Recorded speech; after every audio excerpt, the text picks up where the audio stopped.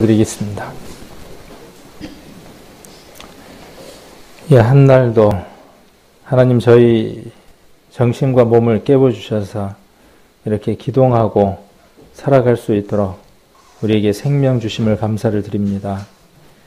또한 이 주일 아침에 더욱 하나님 앞에 감사를 드리는 것은 인간의 모습으로 오셔서 죄에 대해서 죽으시고 의에 대해서 부활하실 때 우리도 함께 그 부활에 동참한 자 되게 하셔서 이 아침에도 산 자로 또 영원한 생명이 있는 자로 이렇게 하나님 앞에 찬양을 드릴 수 있는 귀한 사람들로 이렇게 불러 모아주심을 감사를 드립니다. 세상 그 어디에서도 인침을 받을 수 없고 또 존귀 여김을 받을 수 없는 저희들을 하나님이 우리를 귀하게 여겨주시고 또 먼저 바라보시고 또 우리의 영원한 불목 가운데에서 심판을 궁일의 심령으로 보셔서 우리를 구원해 주셨음을 이 아침 더욱 감사를 돌려드립니다. 우리가 이러한 시간들을 통해서 더욱 하나님의 그 마음과 우리를 바라보시는 눈길들과 마음들을 이해할 수 있도록 저희들 심령 안에 또 깨닫게 해주시고 그 깨달음들을 통하여 우리가 하나님을 어떻게 기쁘게 해드릴 것인가 또 하나님의 일을 우리가 무엇으로 도울 것인가를 생각해 볼 수 있는 또 확인해 보는 그러한 귀한 시간이 되게 도와주시기를 원합니다. 오늘 한 시간도 함께 해주셔서 우리들 심령 안에 하나님의 것으로 가득 채워주실 것을 믿으면서 우리를 사랑하시고 또 영원한 죄악 가운데에서 건져주신 고마우신 예수님 이름으로 기도드립니다. 아멘. 같이 보실 성경은 로마서 8장입니다. 로마서 8장 12절로 14절까지의 말씀 같이 한번 읽도록 하겠습니다. 8장 12절로 14절까지입니다. 같이 읽겠습니다. 그러므로 형제들아 우리가 빚진 자로 돼 육신에게서 져서 육신대로 살 것이 아니니라. 너희가 육신대로 살면 반드시 죽을 것이로되 영으로서 몸의 행실을 죽이면 살리니 무릇 하나님의 영으로 인도함을 받는 그들은 곧 하나님의 아들이라. 아멘. 지난주 말씀의 주제는 뭐였죠? 한 주밖에 안 지났으니까 안 잊어버리셨을 것 같아서, 그리고 같은 로마서 8장에서 우리가 말씀을 나눴으니까 기억하실 것 같아서, 그 제목을 기억하시면 좀 더 좋죠. 그리스도의 영이 없으면 이라고 하는 내용으로 우리가 함께 9절이었죠. 8장 9절을 중심으로 해서 한번 살펴보는 시간을 가졌습니다. 공부 잘하는 사람들은 앞부분만 이렇게 들어보면 뭔 내용을 이야기할지를 알잖아요. 그래서 그 학교 수업이나 이런 것들을 보면 어떤 것들이 나오냐 하면 오늘의 학습의 목표 해가지고 뭐뭐뭐 이렇게 나오거든요. 그것만 잘해도 앞부분에 한 10여 분 정도만 딱 집중을 해도 뭔 내용인지를 알죠. 그리고 그것만 기억을 해도 충분합니다. 설교도 그런 것 같아요. 한 시간 혹은 뭐 그보다 좀 길 수도 있고 짧을 수도 있는데 내용의 그 요지들이 그 제목과 서로 연관이 있습니다. 그래서 제목을 잘 이해를 하시면 그날 그 설교자가 하나님 안에서 받은 내용들을 무엇을 전달하려고 하는지 충분히 이렇게 이해하실 수 있을 것 같고, 충분히 이해가 돼야 어떻게 할 수 있냐 하면 오해가 안 오죠. 네. 이해가 안 되면 오해가 생겨요. 그래서 오해가 생기면 문제가 참 많아지더라고요. 우리가 특히 이 주일날 이렇게 말씀이 선포되고 이렇게 함께 이렇게 공유되어질 때 전하는 자의 그 마음 안에 있었던 그것과 받는 우리 성도님들 안의 것들이 서로 이렇게 공유가 돼야 오해가 안 됩니다. 그리고 오해가 안 돼야 어떻게 할 수 있냐면 하나님이 원하는 것들을 충분히 우리가 행해 드릴 수 있죠. 12절부터 14절까지 우리가 이렇게 말씀을 읽었는데 핵심이 뭘까요? 우리가 지난주의 핵심은 뭐냐면 그리스도의 영이 없으면 그 사람은 어떤 사람이라고요? 그렇죠. 그리스도의 사람이 아닌 거죠. 그래서 두 가지를 한번 생각해 보자 그랬죠. 그리스도의 영이 없는 사람, 첫 번째 어떤 사람? 그렇죠. 하나님의 자녀가 아닌 사람. 두 번째는요. 그리스도의 영이 없는 사람. 어떤 사람? 하나님의 영이 그 사람 안에 있지만 그 영에 반응하지 않는 사람. 그 둘을 한번 이야기해 볼 수 있다 그랬죠. 성경을 볼 때 우리는 항상 그 두 가지 관점에서 성경을 보시면 됩니다. 그렇게 기록이 돼 있으니까. 그래서 첫 번째가 뭐냐면 구원받지 않는 사람들에게 해당하는 말씀이고, 두 번째가 뭐냐면 구원받은 사람들에게 어떤 교훈을 주고 있느냐 하는 것입니다. 그래서 구원받은 사람에게도 그리스도의 영이 있죠. 구원받은 사람에게 당연히. 그런데 그 그리스도의 영이 있지만 그 영의 인도함과 지배와 통제를 받지 못한 사람, 그 사람은 비록 그가 하나님의 구원함 속에 있는 사람일지라도 하나님의 권능과 하나님의 역사 가운데에 있는 사람은 아니다는 것이죠. 그것을 로마서는 계속 그 둘을 비교해 가면서 이야기를 하고 있습니다. 오늘도 마찬가지입니다. 오늘도 동일한 말씀을 이야기를 하고 있는 겁니다. 자, 여기 하나님의 아들이 누가 하나님의 아들입니까?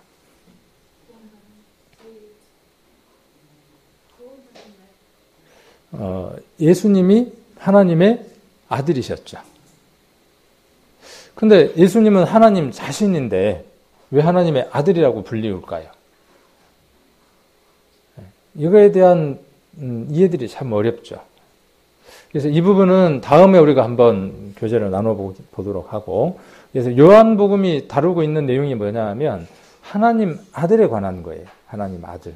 예수 그리스도에 관한 겁니다. 하나님의 아들. 여기서 오늘 잠깐 한번 그거에 대한 얘기를 다음에 이야기할 것들 한번 이렇게 한번 맛보기로 이야기를 한다면, 예수님은 보냄을 받은 자라고 요한복음에서 자신을 소개하고 있어요.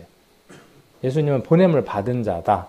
그렇게 이야기하시면서 내가 하나님의 아들이다. 이렇게 표현을 했습니다. 그러니까 하나님의 아들과 보냄을 받은 자라는 그 용어는 같은 용어가 되는 거죠. 그러면 하나님은 그러면 어떤 분이 돼요? 그 느낌 속에서, 그 범주 속에서 하나님은 어떤 분이 되어지는 거죠? 하나님은 보내시는 분이죠. 그 보내시는 분이니까 어떤 분이에요? 아버지로. 이렇게 표현을 하고 있습니다. 그래서 요한복음의 주된 내용은 뭐냐 하면 예수님이 누구의 보냄을 받았다는 거예요. 아버지의 보냄을 받았고 보내시는 분의 보냄을 받았기 때문에 내가 그분의 아들이다. 보냄을 받았다. 그렇게 이야기를 합니다. 그리고 요한복음의 결론은 뭘로 끝나는 거죠? 내가 너희를 뭐라고 말씀하시는 거죠? 보낸다예요. 보낸다. 예수 그리스도에게 누구의 영이 있었습니까? 아버지의 영, 하나님의 영이 계셨죠. 그래서 그것을 표현하기를 보냄을 받았다. 이렇게 표현을 하고 있는 겁니다. 똑같은 그 맥락에서 로마서는 무엇을 이야기를 하느냐 하면 우리 안에 누구의 영이 와 있다는 거예요. 하나님의 영, 그리스도의 영, 진리의 영, 주의 영, 여러 가지를 지난번에 이야기를 했었죠. 그 영이 우리 안에 와 있다는 것이에요. 그러면 우리 안에 그 영이 들어와 있는 목적이 무엇이냐는 거예요. 그걸 주된 내용으로 이야기하고자 하는 것이 요한복음의 주된 내용입니다. 저도 여러분들과 이렇게 공감하고 나누고자 하는 것이 뭐냐 하면 우리 안에 왜 성령이 오셨냐는 거예요. 우리가 왜 성령을 받아야 하는 거예요. 그냥 우리가 쉽게 한 표현으로 우리가 왜 구원을 받았냐는 것이죠. 또 이 말은 이렇게 표현해 볼 수 있어요. 하나님이 왜 우리를 구원하셨냐예요. 하나님이 우리를 왜 핏값 주고 그 일들을 치르셨냐는 거죠. 왜 핏값으로 우리를 사셨냐는 거예요. 그 질문이나 성령을 왜 우리에게 주셨냐는 질문이나 동일한 질문입니다. 다 같은 맥락의 질문들을 하고 있죠. 그래서 다음에 우리가 설교할 내용의 답도 뭐냐 하면 동일한 거예요. 우리는 예수님처럼 보냄을 받은 자들이라는 거죠. 예수님이 보냄을 받으셨고 그 보냄을 받으신 분이 보내신 자의 모든 것들을 충족하게 채우시고 그 영을 우리 안에 주셔서 우리로 하여금 무엇을 하시고자 하느냐 하면 원래 보내셨던 분의 그 일을 우리 안에서 동일하게 하시고자 하는 거죠. 그 일이 뭐냐 하면 뭘까요? 자, 1번 잘 먹고 잘 사는 거.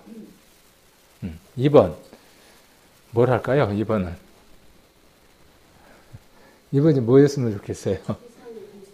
네, 세상의 빛.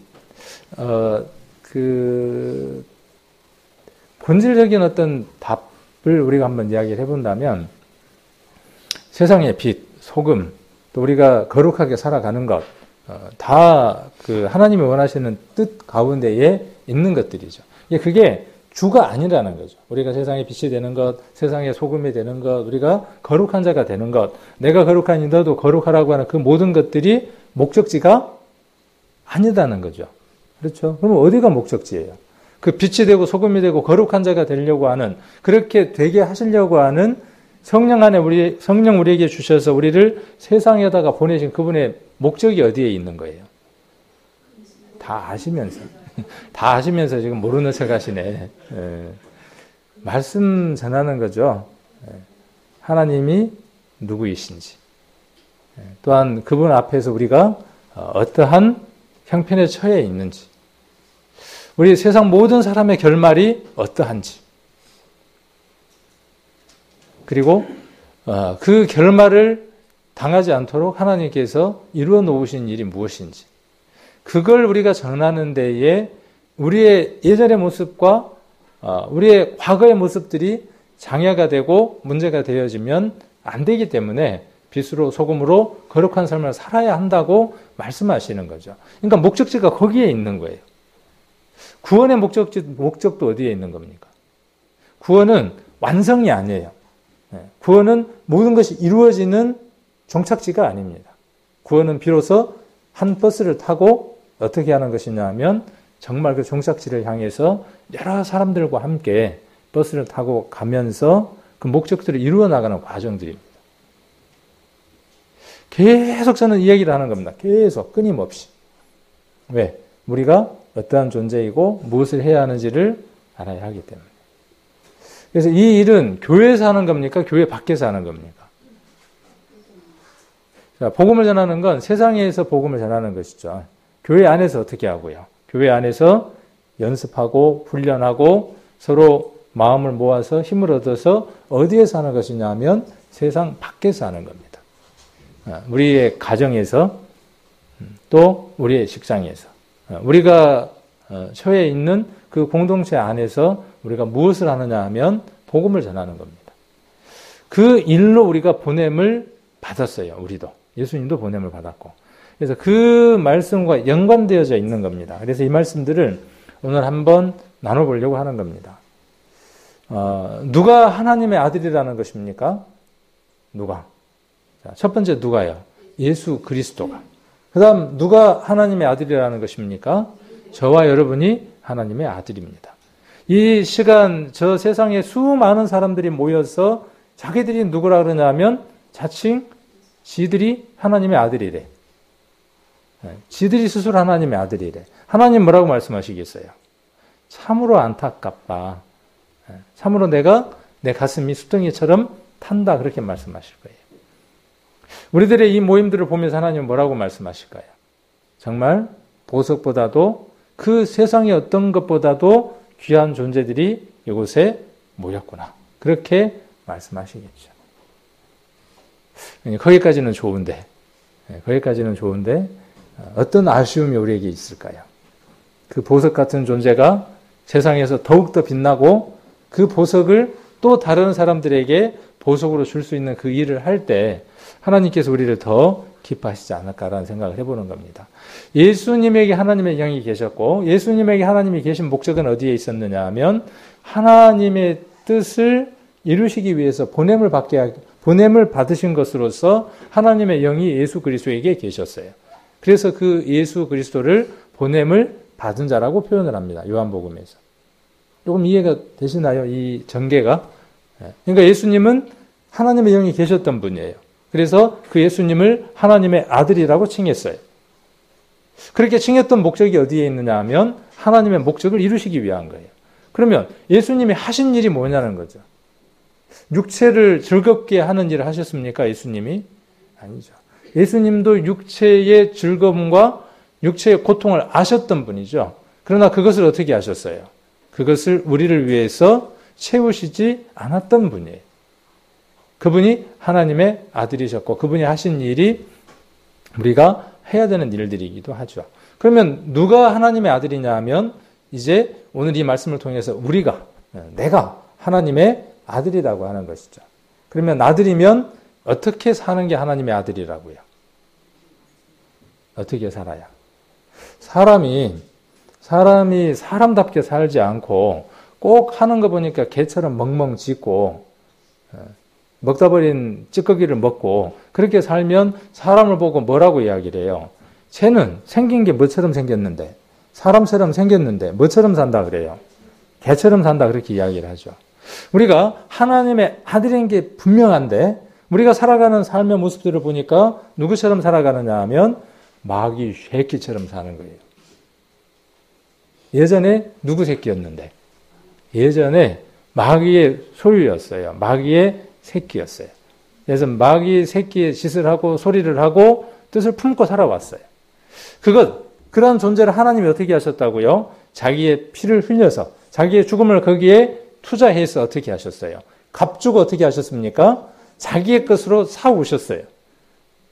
그걸 믿는 걸 우리는 구원이라고 이야기를 하고 우리가 그렇게 믿을 때 우리는 무엇이라고 이야기하느냐 하면 사망의 권세에서 생명의 권세로 우리가 옮겼다고 이야기를 하는 겁니다. 그래서 우리 스스로 하나님의 아들이라고 이야기를 하는 겁니다. 그러면 하나님의 아들이면 어떻게 살아야 맞는 거예요? 계속 이야기하고자 하는 요지는 그거예요. 누구답게 살아야 돼요. 그런데 어떻게 살아갑니까? 매번 하는 거 보면은 멍멍 그러고 살고 그렇죠. 왈왈 그러고 살고 누가 그렇게 살아가요?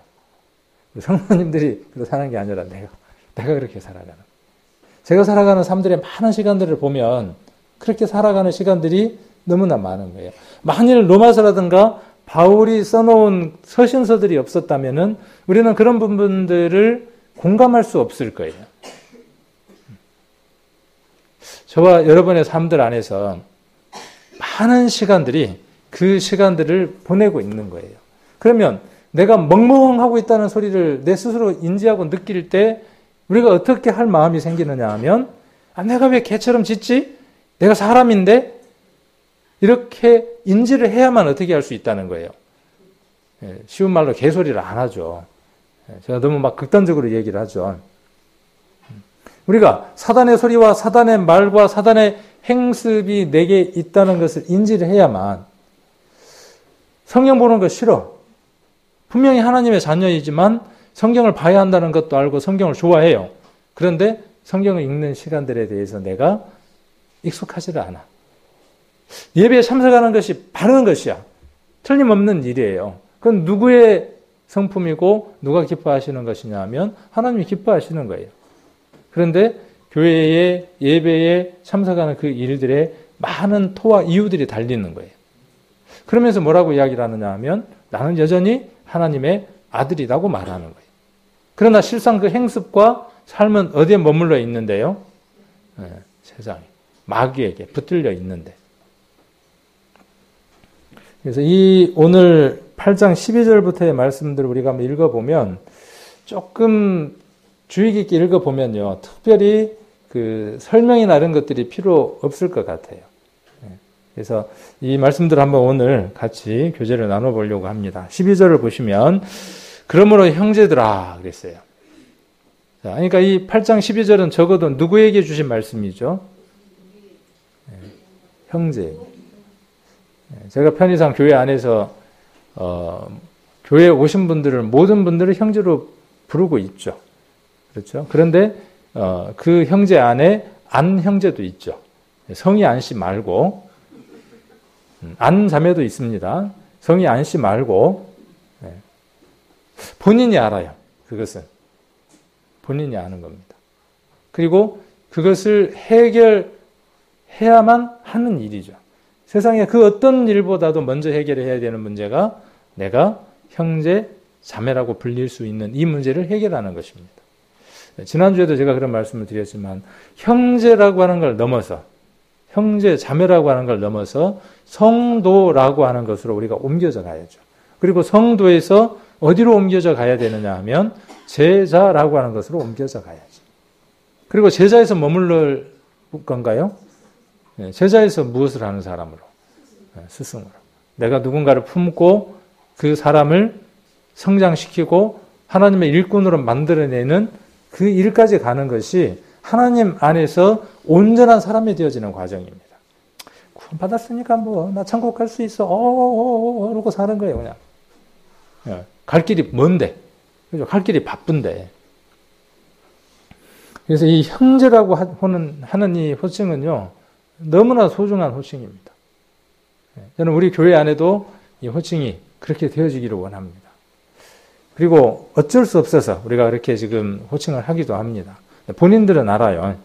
형제들아, 우리가 빚진 자예요, 빚진 자. 빚진 자로 돼 육신에게 져서 육신대로 살 것이 아니니라. 우리가 빚진 자 맞나요? 뭔 빚을 졌을까요? 여기 빚 안 진 분들이 훨씬 더 많을 것 같은데. 빚 없으면 부자죠. 그렇죠? 빚 없으면 부자입니다. 대부분 다 빚을 지고 살죠. 뭐 휴대폰만 갖고 있어서 빚진 사람이잖아요. 매달 할부금 갚아 나가야 되잖아요. 그거 갖고 나면 또 새 거 사느라고 또 빚지고 살고. 그런 빚일까요? 자, 이게 조금 이 느낌이 어려울 수 있어요. 그래서 요즘 우리가 쓰는 말들로 되어져 있는 성경들을 가지고 좀 이해를 도와드려 보려고 합니다. 자, 그러므로 형제 여러분, 우리는 빚을 진 사람들입니다. 그러나 죄의 본성을 따라 살아야 하는 죄의 본성에 빚진 사람이 아닙니다. 그러니까 어떤 빚이에요? 어떤 빚? 죄의 본성이에요. 죄의 본성. 죄의 본성을 여러분들 갖고 있어요? 안 가지고 있어요? 예수님이 십자가에 못 박힐 때 죄의 본성을 다 해결하셨나요? 아니, 대답 잘해야 돼요. 잘못하면 물려가요. 자, 죄의 본성을 다 십자가에서 도말하셨나요?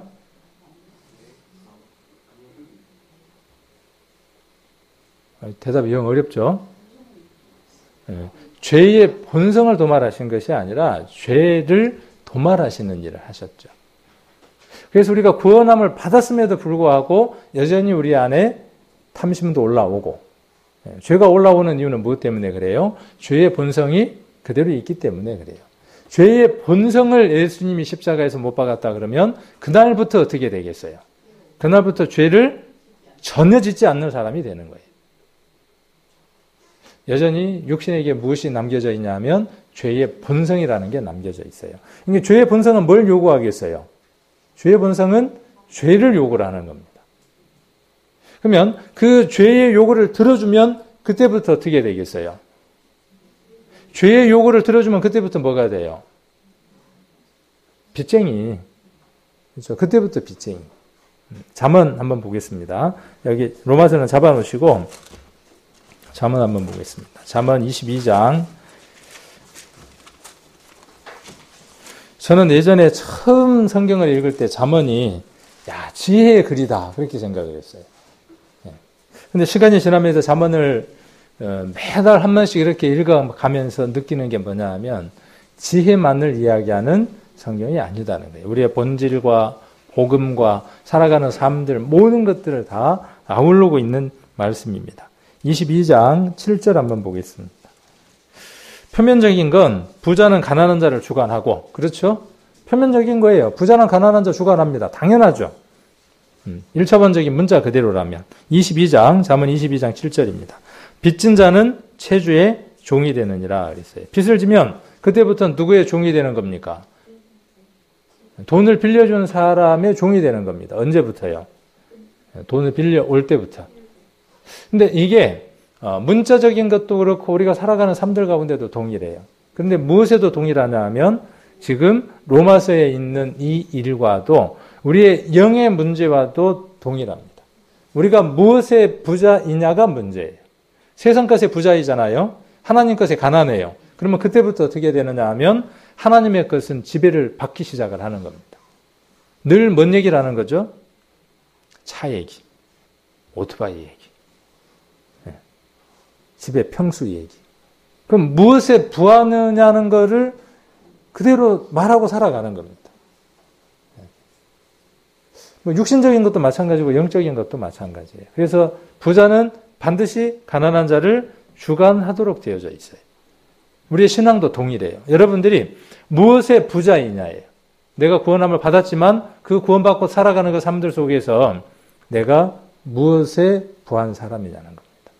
말씀을 읽고 형제 자매와의 만남을 귀하게 여기고 예배에 참석하는 것을 그 어떤 목적보다도 최고의 가치에 두고 찬양을 하고 그렇게 살아가는 사람은 무엇을 반드시 주관하도록 되어 있느냐 하면 세상의 가난한 그것을 주관할 수 있습니다. 통제할 수 있습니다. 자, 그리고 빚진 자는 체주의 종이 됩니다. 다시 로마서로 돌아가 보면, 자, 육신은 무엇을 지게 만드는 특징을 가졌다고요? 빚을 지게 하는 특징을 가졌어요. 자, 그런데 바울은 지금 뭐라고 이야기를 하는 겁니까? 그 본성이 누구에게 있다고요? 바울에게도 있고, 누구에게도 있고, 여러분들에게도 있고, 제게도 있고. 자, 그런데 어떤 가능성에 놓여 있는 사람들이라고요? 빚을 질 수밖에 없는 가능성에 놓인 사람들이라는 거예요. 그런데 뭐라고 이야기하는 거예요? 그렇게 살지 않을 수 있는 능력이 누구에게 있다는 겁니까? 형제들아, 그랬어요. 형제들아. 자, 그래서 그러므로 형제 여러분, 우리는 빚을 진 사람들입니다. 그러나 죄의 본성을 따라 살아야 하는 죄의 본성에 빚진 사람이 아닙니다. 그랬어요. 아까 위의 말은 조금 어렵죠. 우리가 빚진 자로 돼 육신에게 져서 그랬죠. 근데 의미는 훨씬 더 정확해요. 육신에게 진다 그랬으니까. 어떤 싸움 속에서 진다라고 했으니까 훨씬 더 정확한 표현이 되어지죠. 그 다음에 육신대로 살 것. 육신대로 산다 그 말은 어떤 뜻이에요? 육신의 그 결정에 순응해서 육신이 원하는 것. 육신이 원하는 게 뭐라 그랬어요, 아까? 여기 밑에서 육신이 원하는 건 죄의 본성이에요.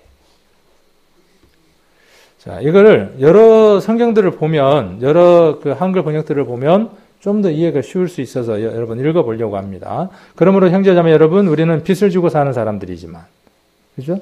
여전히 우리는 어떨 수밖에 없는 사람들이에요. 육신에게 져서 빚을 지고 살아갈 수밖에 없는 사람들이에요. 죄를 짓고 살아갈 수밖에 없는 사람들이에요. 육신에 빚을 진 것이 아니다는 거죠. 우리는 육신을 따라 살아야 할 존재가 아니에요. 존재 가치 자체가 바뀌었다는 거죠. 자, 그러므로 형제 여러분, 우리는 과연 빚을 진 사람입니다. 그러나 육체에 빚을 진 것은 아닙니다. 그러니 우리는 육체를 따라 살 뭐가 없어요? 의무가 없어요. 예전에는 의무가 있었어요, 없었어요? 예전에는 있었어요. 그러나 지금은요, 그 의무가 없어요. 자, 실은 이 빚은 우리가 얼마의 빚을 지든 그 빚은 누가 늘 갚아주시죠? 예수님께서 늘 갚아놓으신 것이죠. 그 예수 그리스도의 십자가의 보혈의 능력을 아시는 분들은 이 말의 의미가 무엇인지를 이해를 하죠. 이미 우리는 빚이 있어요, 없어요? 빚이 없는 자들이. 빚을 다 갚아놨으니까 마음대로 빚을 져도 된다? 그 말이 아닌 거예요, 지금 얘기하시고자 하는 게. 그러므로 사랑하는 형제들이여, 육신이 어떠한 것을 요구하도록 하더라도, 저는 이 번역이 좀 마음에 들더라고요. 육신이 어떠한 것을 요구하더라도. 육신이 뭘 요구하던가요? 우리 아가서에 기록되어 있는 것처럼 내가 옷을 벗었어. 발도 씻고 다 씻고 침상에 누웠어. 그런데 사랑하는 자가 밖에서 문을 똑똑 두들기면서 문 좀 열어달라 그러고 오늘 만나서 대화 좀 하자고 하는데, 아가서에 나오는 술람이는 어떻게 했다고요? 내가 잠을 자려고 파자마로 갈아입었고 깨끗이 씻었고 화장도 다 지웠는데 이런 얼굴로 내가 당신을 어떻게 만납니까? 오늘 말고요, 내일. 제 신앙생활 안에 그런 시간들이 많았던 걸 저도 고백을 합니다. 일이 힘들어서, 여러분들도 마찬가지잖아요. 직장의 일들, 여러 가지 일들이 있잖아요. 온몸이 파김치가 되듯이 집에를 들어가죠. 오늘이 수요일이에요. 근데 파김치가 돼서 집에를 들어갔어요. 샤워를 하고. 마음에서는 어떤 마음을 품고 있죠? 오늘 수요일이야. 왜요? 성령이 그렇게 말씀을 하시니까 수요일이야. 성도들을 만나야지. 그런데 몸은 뭐라 그래요? 몸은, 육신은 어떤 걸 요구하는 거예요. 파김치가 됐어. 한여름, 올해 얼마나 더웠어요. 저는 우리 성도님들의 그 삶들을 한번 이렇게 간접 체험들 한번 해봅니다. 그 더위에서 파김치가 돼서, 그리고 집에를 들어왔어요. 그 갈증을 시원한 물로 채우고, 샤워를 하고, 그리고 밥을 먹었어요. 옷도 갈아입었어요. 편한 옷으로. 시간은 8시가 돼가. 근데 앉아 있었더니, 텔레비를 켰더니, 텔레비 소리가 자장가 소리가 되면서 눈이 어때요? 천근만근이 되면서 이렇게 내려오죠. 이렇게 눈이. 저도 해봐서 알아요. 저도 해봐서 압니다. 우리 성도님들의 그 삶들 가운데 그러한 시간들이 많을 것이라고 생각을 합니다. 아니면 지금 내가 30분, 1시간만 더 하면 내가 더 많은 일들을 할 수 있어요. 그렇죠? 그런 시간들이 있죠. 저와 여러분들에게 임하는 일들이니까, 늘 있는 일들이니까. 그런데 어떻게 합니까? 육신이 욕을 하잖아요, 계속. 자, 오늘은 어떻게? 오늘은. 아이고, 수요일이 오늘만 있는가? 내일도 있고, 모레도 있고. 제가 인생 철학이 하나 있습니다. 어떤 철학이냐 하면, 운동은 반드시 한다. 그래서 그 운동은 꼭 하고 있습니다. 숨쉬기 운동. 이미 아시는 분들이 계시네. 그 다음 또 하나의 철학이 있어요. 뭐냐면, 밥은 절대로 굶지 않는다. 그래서 하루 3끼 다 챙겨 먹습니다. 심지어는 4끼까지도 먹어요. 왜? 오늘 못 먹은 밥은 일평생 절대로 못 먹는 거예요. 그렇죠? 오늘 밥은 내일 먹으면 내일 밥이지 오늘 밥은 아니에요. 그렇죠? 그러니까 얼마나 그 밥 한 끼 먹는 게 중요합니까? 그래서 절대로 저는 안 굶어요. 그래서 밥을 안 해주면 화가 나. 먹어야 되겠다고 생각을 했는데 밥을 안 차려주면 화가 나. 그래서 많이 싸웠어요. 근데 요즘은 그냥 안 싸웁니다. 그냥 대충 햇밥 먹고 살고, 아이고 그 얘기하면 안 되는데. 웃으려고 하는 얘기입니다. 필요에 따라서 그렇게 살아요. 근데 이게 저의 신앙생활 안에도 철칙이에요. 오늘 본 말씀은 오늘을 위한 거예요. 내일의 말씀이 되어질 수 없어요. 오늘 읽지 않는 성경은 내일 절대로 오늘의 성경이 아니에요. 이런 철학들이 필요하더라는 거죠. 분명히. 근데 이게 안 세워져 있으면 어떻게 되느냐 하면 요구되는 대로 살아가는 거예요. 정말 너무 몸이 힘들면요. 안 움직여져요. 그런데 몸이 힘들어서가 아니라 무엇을 놔버린 분들이 있냐 하면 마음을 놔버린 분들이 있어요. 마음을 놔버렸어요. 어떻게 마음을 놔버렸어요? 아까 제가 말씀드린 대로 마음을 어떻게 놓은 거예요? 오늘만 수요일인가?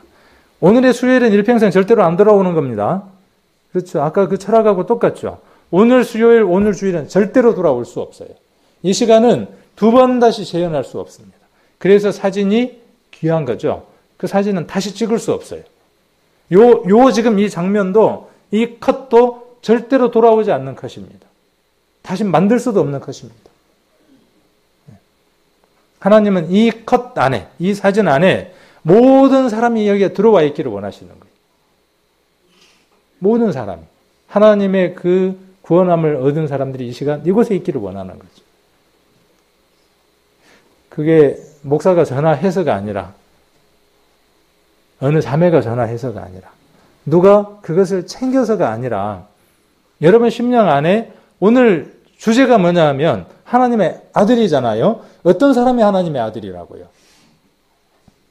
하나님의 영의 인도함을 받는 사람이에요. 하나님의 영은 여러분에게 무엇을 요구합니까? 육신은 무엇을 요구하고? 말씀의 요지는 이거니까. 육신은 뭘 요구한다고요? 좀 더 자자, 좀 더 졸자. 그거 갖고는 안 되겠어. 어떻게? 손을 모으고, 참 표현이 너무 재밌는 것 같아요. 딱 누구 모습을 본 것 같아요. 아침에 제 모습을 본 것 같아요. 제 모습. 근데 충분히 그걸 어떻게 할 수 있는 힘이 누구에게 있다고요? 저와 여러분에게 있다고요. 그럴 만한 가치 있는 삶이 되어졌다는 거예요. 구원받기 전에 하루의 시간과 구원받고 난 이후에 하루의 시간, 한 달의 시간, 1년의 시간은요, 값이 다른 겁니다. 가치 자체가. 그런데 왜 우리가 하루를, 한 달을, 1년을 구원받기 전과 동일하게 살아가려고 합니까? 똑같이. 하루의 계획도 없고, 하루의 마감도 없고, 한 달의 시작도 없고, 한 달의 끝도 없고, 1년의 끝도 없고, 1년의 시작도 없는. 그저 그렇게 물이 흘러가는 것처럼 그렇게 살아가려고 한다는 거죠. 왜요? 내가 누구의 아들인지 모르기 때문에 그렇다는 거예요. 육신은 어떤 것을 요구합니다. 어떤 것. 그 요구가 육신의 요구인 걸 알아채지 못하도록 육신은 뭔가를 요구합니다. 그리고 우리가 한번 들어주면 어떻게 돼요? 그때부터 사단은 뭐라고 이야기하는 거죠? 에이, 얼레리 꼴레리 너 빚쟁이. 너 빚쟁이. 물고 늘어지는 거죠. 네가 어떻게 그렇게 성질을 낼 수 있어? 네가 구원받은 사람이 어떻게 그럴 수가 있어? 그때부터 어떻게 해요? 계속 흔들어대는 거죠. 교회에 오면 모든 사람들은 잘 살아가는 것 같은데 나는 엉망인 것 같아. 계속 그렇게 심령을 흔들어대는 겁니다. 그때부터. 그럼 그 문제를 어떻게 하면 해결이 된다는 것도 알아요, 몰라요? 알아요. 거기에 대한 답이 복잡한 게 아니라 내가 어떻게 살아왔나가 중요한 게 아니라 그 순간 그리스도의 십자가만 바라보면 그 모든 것들이 해결된다는 것까지도 알아요. 근데 그 고집이 쉽게 안 되는 거예요. 어떻게 해결하려고 하는 거죠? 내가 그걸 해결하려고 하는 거예요. 내가 좀 더 성경 더 보고 내가 좀 더 뭔가를 해서 바르게 고쳐갖고 해보려고 하는 거예요. 신앙을 쉬다가 교회에 와서 신앙 회복 안 되는 분들의 특징이 뭐냐 하면 그런 특징을 가졌어요. 그냥 간단한 건데. 자, 그것을 들어줄 의무는 조금도 없어요. 잘 기억하십시오. 이 말씀을 이렇게 이해해서 잘 기억하십시오. 저는 이 말씀들을 계속 생각을 해봅니다. 제게 여러 가지 요구들이 제게 요청이 들어올 때, 육신이 요청이 들어올 때 저는 이 말씀들을 끊임없이 생각을 해봅니다. 그래, 내가 이 요구를 들어줄 필요는 없는 건데 들어줘서는 안 되는데 그러면 죽는 겁니다. 그 요구가 사망을 당하는 겁니다. 십자가에서 죽음을 맞이하는 겁니다. 근데 그 요구를 들어주면 어떻게 해요? 살아서 발버둥 치며 내 삶을 끊임없이 괴롭히기 시작을 합니다. 그때 그러지 말았어야 되는데 조금 더 참았어야 되는데 내가 성급했는데 계속 후회만 남는 시간들을 보내게 되는 거죠. 그러면서도 그 다음날 또 어떻게 살아요? 또 그 다음날 육신의 요구 충족시켜서 살아가는. 자, 13절을 보시면 로마서 8장 13절 성경 안 찾아도 되겠네요. 근데 이거 좀 우리가 바꾸기는 해야 될 것 같아요. 제가 편의상 그 짧은 시간에 여러 얘기를 하려고 하다 보니까 여기다 이렇게 옮겨서 하는데 가능하면 성경을 직접 찾으십시오. 그리고 휴대폰을 저는 활용하라고 제가 자주 말씀을 드립니다. 그러나 예배를 드리거나 우리가 공적인 예배를 드리거나 우리가 성도가 함께 모이거나 두셋이 모여서 교제를 나눌 때에는 반드시 자기 성경을 가지고 교제를 나누십시오. 그리고 내가 따로 이렇게 말씀을 더 깊이 이해하거나 공부를 해야 될 때에는 휴대폰도 이용하고 여러 책들도 이용을 하고 인터넷도 검색을 해서 활용을 하십시오. 근데 그 외의 시간들 속에서는 그런 부분들을 조금 우리가 구별해야 될 필요는 있을 것 같아요. 저도 설교 시간에 어떤 말씀이 떠오르면 휴대폰을 꺼내갖고 이렇게 많이 만지작거리기도 하거든요. 제가 그러니까 강하게 그러지 마세요 못하는 거죠. 너는 그러면서 나보고 그러냐 그럴까 봐서. 그렇죠. 그러나 우리가 이제 바로잡고 고쳐야 될 부분들은 고쳐야 하겠죠. 그래서 가능하면 성경을 직접 찾아서 보십시오. 자, 8장 13절 보시면 너희가 육신대로 살면 자, 이 얘기는 무슨 얘기로 바꿀 수 있겠습니까? 아까 앞에 얘기로 바꾸면 육신의 빚을 지면 육체의 요구를 들어주면 그 말이죠. 육신대로 산다 그 말의 의미는 어떤 거예요? 육신의 요구를 들어주고 육신하고 이지 한 몸이 되어져 버린 거죠. 그 말이에요. 육신대로 산다 그 말은. 내게 탐심이 올라왔어요. 내가 미움이 올라왔어요. 내게 누군가를 흉보자고 하는 그 마음이 올라왔어요. 하나님이 원치 않는 것들이 올라왔어요. 그런데 내가 그것에 동의를 하게 되면 그 말이에요. 육신대로 산다는 말의 의미는. 그러면 모습은 그 다음에 나오겠죠. 마음이 그렇게 되어지면 모습이 그 다음 나오겠죠. 네, 시기를 하고 흉보는 말들을 하겠죠. 그러면 어떻게 된다고요? 반드시 어떻게 됩니까? 죽는다 그랬어요. 죽는다는 말의 의미는 어떤 뜻이에요? 죽음의 의미가 여러 가지로 우리가 이해되어질 수 있는데 우리가 구원을 받은 사람에게 죽음의 의미를 우리는 이렇게 쉽게 정리를 한번 해봅시다. 죽음의 정리는 뭐냐면 하나님하고의 교제가 끊어진다는 말의 의미예요. 구원받은 그리스도인들이 육신대로 살면 육신의 욕을 들어주게 되면 하나님 얼굴 보기가 민망스러워져요. 그래서 하나님을 바라보기가 어려워져요. 관계가 끊어진다 그런 말이에요. 그리고 이것을 구원받지 않았을 때에 대입을 한다면 죽는다는 말의 의미는 뭐냐 하면 하나님과의 관계가 완전히 단절됐다는 말의 의미예요. 그런 말의 의미가 되고 우리가 구원을 받고 난 이후에 죽었다는 말의 의미는 교제가 끊어진다. 그런 말의 의미로 이해를 하시면 됩니다. 그런데 영으로서 어떤 영이에요? 누구의 영? 그리스도의 영, 하나님의 영으로서 무엇을 죽이면 은장도를 가지고 참아야 하느니라. 참아야 하느니라. 참아져요, 안 참아져요? 안 참아져요. 그렇게 참는 것 말고, 그죠? 그렇게 참는 것 말고, 뭘로 참는 거예요, 뭘로? 자, 영으로서요. 참아야 하지 않은 자기 것이 아닌, 구원을 받았다는 그 말의 의미는 내 것이 아닌 다른 것이 내게 와 있다는 의미잖아요. 내게 아까 말씀드린 대로 잠언 22장 7절에 기록되어 있는 것처럼 내게 부한 것이 있을 때 그 일이 이루어질 수 있는 거죠. 그래서 영으로서 몸의 행실을 죽이면 어떻게 돼요? 자, 위에는 죽었어요. 반드시 죽었어요. 죽었다는 말의 의미가 아까 뭐라 그랬어요? 교제가 단절된다는 의미를 이야기를 했죠. 영으로서 몸의 행실을 죽이면 산다라는 말의 의미는 어떤 의미예요? 몸이 죽었다가 다시 산다? 구원받지 못한 사람이 구원받는다? 그런 말의 의미가 아니라 아까 그 말의 반대적인 개념이니까 무엇이 회복이 되는 거예요? 하나님하고의 관계가 회복이 되는 거죠. 눈을 마주치고 어떻게 할 수 있어요? 아이 컨택을 하고 눈으로 말해요. 살짝이 말해요. 남들이 볼까 부끄러워. 그렇게 뭘 할 수 있어요? 사랑의 세레나데를 부를 수 있죠. 누구하고요? 하나님하고. 그런 삶들 한번 살아보셨나요? 옛날에 살았는데 지금은 안 살고 옛날에 못 살았는데 지금 살았고 그러면 참 좋죠. 이 말씀도 한번 우리가 다른 그 번역본들을 보면 죄의 본성에 따라 산다면 여러분은 죽을 것입니다.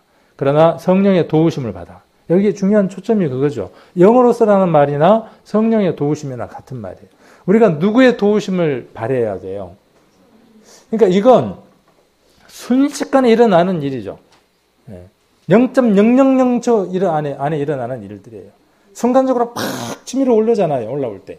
육신의 요구가 천천히 스무스하게 나 들어간다, 방어해라 이러던가요? 안 해요. 그렇게 안 해요. 사정없이 치고 들어옵니다. 그냥 막. 그렇죠.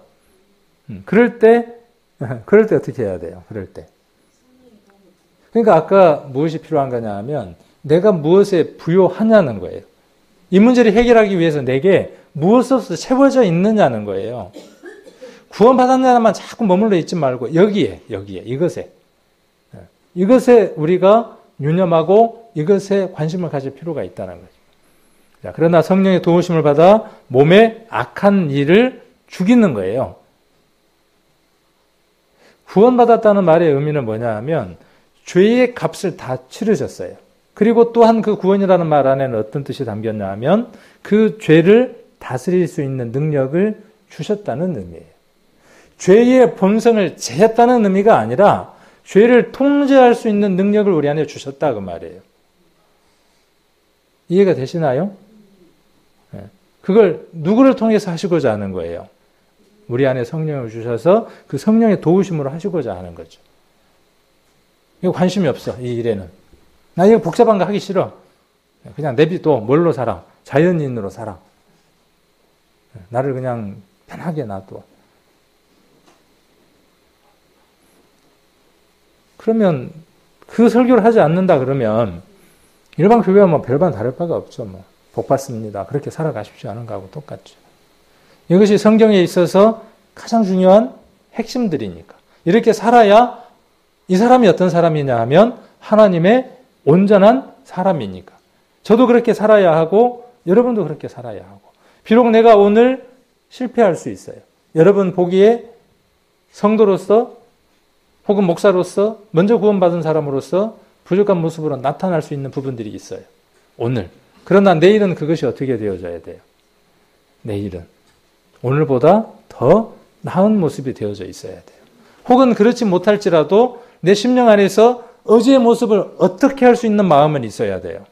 부끄러워할 수 있는 마음은 있어야 돼요. 그래야 그 사람이 하나님의 사람이고 그 사람이 죄를 지배하고 통제할 수 있는 가능성이 있는 사람입니다. 그래서 몸에 악한 일을 죽인다면 여러분은 살 것입니다. 그랬어요. 그렇죠. 우리가 하나님하고의 관계가 끊임없이 유지되기 위해서는 반드시 무엇이 있어야 하는 거죠? 죄의 본성, 속성이 있어서 육신이 죄를 요구해서 그 요구를 들어줄 수 있는 가능성 가운데 있으니까, 죽어버릴 수 있는, 관계가 끊어질 수 있는 가능성 가운데 있으니까 우리는 끊임없이 무엇을 위해서 살아가야 되는 거예요. 그 죽을 것들을 살리는 것들을 향해서 살아가야죠. 자, 육체를 따라 살면 여러분은 어떻게 됩니까? 죽습니다. 죽는 거예요. 그리고 그 죽은 사람의 모습이 보기 좋은 사람 한 번이라도 보셨습니까? 자다가 잠자듯이 죽은 사람 보셨어요? 저는 봤어요. 고통스럽게 죽은 사람 보셨어요? 저는 봤어요. 교통사고로 머리가 요만큼 할몰돼갖고 죽은 사람 봤습니까? 봤어요. 근데 죽음의 종류가 어떠하든 죽음은 다가가서 만지거나 보거나 느껴보고 싶지 않아요. 맞습니까? 그런데 성경은 무엇을 이야기하느냐 하면 우리의 시간들 안에서 육신의 요구를 들어주면 그 죽음과 같은 모습들이 우리 삶들 가운데 나타난다고요. 그러니까 흉한 거예요? 보기 좋은 거예요? 제게 똑같이 한번 이야기해 볼 수 있어요. 목사든 뭐든 상관이 없어요. 저도 어떤 가능성 가운데 놓여 있는 거죠? 성도를 판단하고 시기하고 정죄할 수 있는 가능성 가운데 있죠. 자, 그리고 그걸 어떻게 할 수 있어요? 입으로 끄집어낼 수도 있어요. 그렇죠? 근데 하나님 뭘 원하시는 겁니까? 그렇게 살아가기를 원하시는 겁니까? 아니에요. 구원받았으니까 그건 아무런 문제가 안 됩니까? 아니라는 거죠. 그래서 육체를 따라 살면 여러분은 죽습니다. 그러나 성령의 힘으로, 그 성령의 힘이 누구에게 있어요? 기도하면 오나요? 아니에요. 여기 계셔요. 근데 거기에다가 바람을 넣어야 되는 건 누가 넣어야 되는데? 넣어야 되는데. 계속 넣어야 되는데. 그렇게 하면 육신의 악한 행실을 죽이면 산다 그랬어요. 자, 만일 여러분이 육신을 그대로 따라간다면 여러분은 길을 잃고 장차는 멸망하고 말 것입니다. 그러나 성령의 능력으로 육신의 악한 행동을 깨트려 버린다면 여러분은 살게 될 것입니다. 이렇게 살아가십니까? 깨트릴 게 있어서 매일 깨트리고 사십니까? 망치를 하나 들고 이 뭉딩이 같은 것, 썩을 것, 왼수 같은 것, 우리 어르신들 맨날 그러더만 이 뭉딩이 썩을 것 그러면서 그걸로 맨날 망치질하고 이렇게 부시면서 살아갑니까? 뭘로 이걸 부실 거예요? 뭘로? 뭐가 있어야 들고 부시죠. 제게 육신에게 가득 채워져 있어서 육신에게 져 있을 때는요, 이 망치가 없어요. 힘도 하나도 없어요. 고무망치예요. 고무망치? 아니, 고무망치도 아니에요. 스펀지 망치예요. 때려봐야 힘도 없어. 아프도 안 해. 그러나 어느 날 무엇 안으로 회복되기만 하면요, 내 심령이 말씀 안에 들어와서 십자가와 하나가 되고 다시 바라보게 되면 그때는 내가 어제 실수했어도 괜찮아요. 그렇죠? 누가 괜찮다고 말씀하셔요? 근데 성도들은 뭐라 그래요? 저 뻔뻔한 거 봐봐요. 그런 음성이 들려요, 안 들려요? 막 뒤에서 들려. 근데 그걸 이기는 게 뭐예요? 믿음이에요. 어제까지 실패하고 방금까지는 무너졌더라도 그리스도의 십자가가 내게 그것을 말할 때 화답하는 게 믿음이잖아요. 그러면 일어설 수 있어요. 왜 제가 아까 말씀드린 대로 신앙을 쉬다가 오신 분들이 왜 회복을 잘 못하느냐 하면 이게 안 되는 거예요. 너무나 양심적이어서. 그렇죠. 너무나 양심적이어서. 내가 그동안에 못 살았는데 방금 내가 교회 올 때까지도 내가 부끄러운 모습을 하고 왔는데 그래서 안 되는 거죠. 그래서 말씀이 우리 안에 가득 있게 되면요. 그걸로 때려서 부실 수 있습니다. 만일 여러분이 육신을 따라 살면 죽을 것이지만 성령을 통해 육적인 악한 행위를 죽이면 살 것입니다. 육적인 악한 행위가 뭔지를 발견해야 될 거 아니에요. 구원받았으니까 없습니까?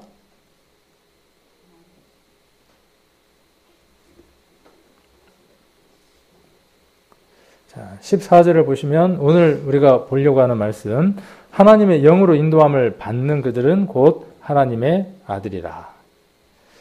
자, 하나님의 영이 어떻게 하는 대로요? 이끄는 대로 사는 사람이에요. 이끄는 대로. 거기에는 자기 주장과 자기 뜻이 나타나지 않는 사람이죠. 있는 거예요. 없는 게 아니라. 있어요. 자기 뜻, 자기 주장이 있어요. 그러나 어떻게 하는 겁니까? 이끄는 대로 따르는 사람입니다. 그 사람이 어떤 사람이라고요? 하나님의 자녀들이에요. 그러면 하나님의 아들 그러면 어떤 사람이 하나님의 아들이에요? 오늘 쉽게 한번 정리를 해본다면 하나님의 아들은 구원받은 사람이 하나님의 아들이다. 아, 답이 좀 비슷할 것 같아. 하나님의 아들은 구원받은 사람이다. 그렇죠? 네. 그것도 이제 답이 될 수 있어요. 그러나 정답은 아니에요. 정답은 뭐냐 하면 하나님의 영이 이끄는 대로 사는 거예요. 지금. 그렇죠? 지금. 어제가 아니라 지금. 그리고 언제? 주어진 시간들 속에서. 그러려면 하나님의 영이 무엇을 원하시는지를 알아야 되겠죠. 그 가운데 최고가 아마 이 복음을 전하는 게 아닐까 하는 생각을 한번 해봅니다. 그 로마서 7장을 보면 어떤 내용들이 나오느냐 하면 이 내용이 나옵니다. 7장 21절 한번 보겠습니다. 7장 21절. 자, 로마서 7장 21절. 그러므로 내가 한 법을 깨달았노니 곧 선을 행하기 원하는 나에게 악이 함께 있는 것이로다. 내 속사람으로는 하나님의 법을 즐거워하되 내 지체 속에서 한 다른 법이 내 마음의 법과 싸워 내 지체 속에 있는 죄의 법 아래로 나를 사로잡아 오는 것을 보는도다.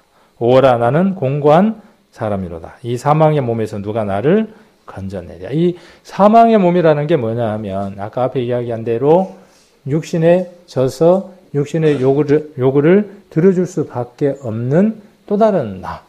그래서 여기 법이라고 이야기했는데 이 법을 율법, 계명 이런 걸로 생각하거나 오해하시면 안 됩니다. 이 법이라고 하는 건 뭐냐 하면 원리, 법칙 그런 뜻이에요. 여기에서 지금 이야기하는 것은 내가 한 법, 원리를 알았다 그 말이에요. 그래서 한 법인데 어떤 법을 알았다는 거죠? 선을 행하기를 원하는 나에게. 이건 구원함을 받은 하나님의 영대로 살아가고자 하는 나죠. 그런데 그 안에 무엇이 있어요? 육신의 요구를 따르려고 하는 또 다른 내가 있는 것이죠. 함께 있는 거죠. 그 둘이 그런 법칙이, 그런 힘이 내 안에 있더라는 거예요. 자, 그 다음에 내 속사람으로는 하나님의 법을 즐거워해요. 하나님의 법이라 그랬으니까 하나님의 법은 하나님이 원하시는 뜻이라는 게 되겠죠. 즐거워해요. 하나님을 기쁘게 해드리고 싶어요. 그게 뭐냐면 내 속사람이 원하는 법칙 원리예요. 자, 내 지체 속에서 한 다른 법이, 이 다른 법은 뭐예요? 다른 법, 내 마음의 법, 그랬죠? 싸워. 내 지체 속에 있는 죄의 법 아래로 나를 사로잡아 오는 것을 보는 거다. 이 원리를 이해하지 못하는 사람은, 구원함을 받지 않았든지, 구원함을 받았을지라도 이거에 대해서 관심이 없는 사람이든지 그럴 거예요. 구원받은 사람 안에는 반드시 어떤 것들을 발견하게 되느냐 하면 내가 하나님을 기쁘게 해드리려고 하는 간절함이 있음에도 불구하고 내 심령 깊숙한 곳에 내 삶 안에 죄를 탐하는 마음들이 있는 것들을 발견하는 거예요. 그리고 무엇이 더 힘이 세다는 걸 발견하느냐 하면 죄의 속성을 이루어주려고 하는 힘이 더 강하다는 걸 알게 되는 거죠. 그것을 바울은 지금 뭐라고 이야기하느냐 하면 한 법을 깨달았다 지금 이렇게 이야기를 하는 겁니다. 한 법칙을 알았다 이렇게 이야기를 하는 겁니다. 그래서 이것을 이렇게 한번 설명을 해볼 수 있어요. 배가 있죠. 배. 우리 배는 뭘로 만들어졌죠? 뭐 나무로도 만들고 플라스틱으로도 FRP 뭐 이런 걸로도 만들고 쇠로도 만들잖아요. 근데 쇠가 물에다가 넣으면 가라앉아요. 떠요. 쇠는 가라앉는단 말이에요. 그런데 쇠로 만들어진 배는 왜 물에 뜨는 거죠? 똑같은 쇠인데. 자, 이 세상의 모든 사람들이 똑같이 죄인인데 심판의 날이 있을 때 어떤 사람은 심판을 면하고 어떤 사람은 심판을 당하고 하죠. 똑같은 쇠지만 물에 가라앉고 뜨고 하는 것처럼. 그러면 어떤 차이가 쇠를 물에 뜨게 하고 가라앉게 합니까? 어떤 차이가? 근데 그게 이야기하려고 하는 게 뭐냐면 부력이에요, 부력. 배가 물에 뜨는 것은요, 무엇 때문에 뜨느냐 하면 부력이라고 하는 것 때문에 배가 물에 뜨는 겁니다. 그러니까 쇠가 그 부력을 만들어주면, 물이 어떤 물체를 뜨게 하는 그 힘들을 그 쇠의 무게와 뜨게 하려고 하는 힘을 동일하게 만들어주면 똑같은 쇠더라도 어떻게 되느냐 하면 과거에 물에 가라앉았던 쇠가 똑같은 쇠지만 어떻게 되어진다고요? 물에 뜰 수 있는 쇠가 되는 거죠. 그래서 배의 무게와 이 부력을 같게 만들어주면 1000톤이다 그러면 1000톤의 그 무게를 받을 수 있는 부력을 만들어주면 배는 물에 뜨는 거죠. 쇠는 원래 어떻게 되는 건데 이 쇠에게는 한 가지 힘이 있었던 거죠. 어떤 힘이 있는 거예요? 원래 쇠에게는 어떤 힘만 존재하느냐 하면 중력이라고 하는 힘만 존재하는 거예요. 중력은 모든 물체를 지구 중심으로 끌어당기는 힘이죠. 원래 사람에게는 어떤 법칙만 있었느냐 하면 죄를 범하면 심판을 당한다고 하는 그 법칙만 있었죠. 죽는다는 법칙만 있었어요. 자, 그런데 예수님을 만났는데 어떻게 되어졌습니까?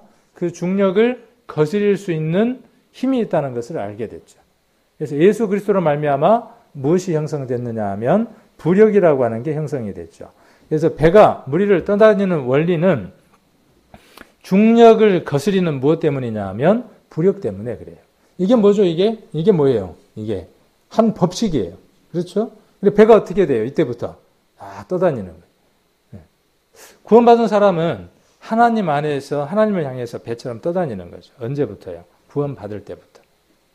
바울이 지금 이야기하는 것처럼 죄의 속성 가운데서 중력이 있지만 죄를 짓게 하지만 말씀이라고 하는 것과 내가 하나님의 그 성령의 인도함을 받는 것 속에서 내가 나를 부하게 만들면 어떻게 되느냐 하면 부력이 형성되어져서 뜨게 만들어지는 거죠. 자, 사람이 원래 물에 뜰 수 있나요? 없나요? 자, 사람이 물에 뜰 수 있다. 0. 맞으면 0, 틀리면 X. 뜰 수 있어요? 없어요? 사람도 원래 부력이 있대요. 사람마다 다른데 지방이 얼마나 많냐, 뭐 근골격이 어떻게 돼 있냐 이런 거에 따라서 다른데 원래 사람이 어떻게 하면 되냐면 물에 들어가서요. 손을 이렇게 쫙 벌리고 누워도 상관없고 엎드려도 상관이 없고 물을 들여 마시면 죽을 거라고 하는 그 두려움 때문에 그런데 제 친구가 그렇게 저한테 수영을 가르쳐 주더라고요. 어떻게 하면 되냐면 물에 들어가서 사지를 가능한 한 넓게, 닿는 면적이 넓게 해서 힘을 빼고 가만히 있어 보래요. 해보려고 했더니 겁이 나가지고 안 되는 걸 확 했더니 물만 먹는 거예요. 그러지 말고 내가 시키는 대로 한번 해보래. 힘을 쫙 빼고, 야, 힘을 어떻게 빼냐. 물이 코로 들어오는데. 시키는 대로 해보라니까. 믿고, 다 해봤어요. 그 다음에 이제 뭐라 그러냐면 딱 한 다음에 뜬다 하는 느낌이 들면 고개를 살며시 들하네. 바로 들면 안 된대요. 살며시 들에. 그래도 그대로 떠 있대. 그런 다음에 손을 이렇게 하면 앞으로 간다 해요. 그렇게 해서 제가 수영을 배웠어요. 진짜로. 그래서 한번 해봤어요. 이러고 있어 봤어요. 그랬더니 뜨는 느낌이 들더라고. 다리도 잘 올라가고. 그러고는 고개를 이렇게 들었는데도 안 가라앉더라고. 그래서 시키는 대로 이렇게 해봤더니 앞으로 가더라고. 그런데 왜 물에 빠지는 걸까요? 죽음에 대한 두려움이죠. 물에 대한 공포 때문이죠. 이게 똑같아요.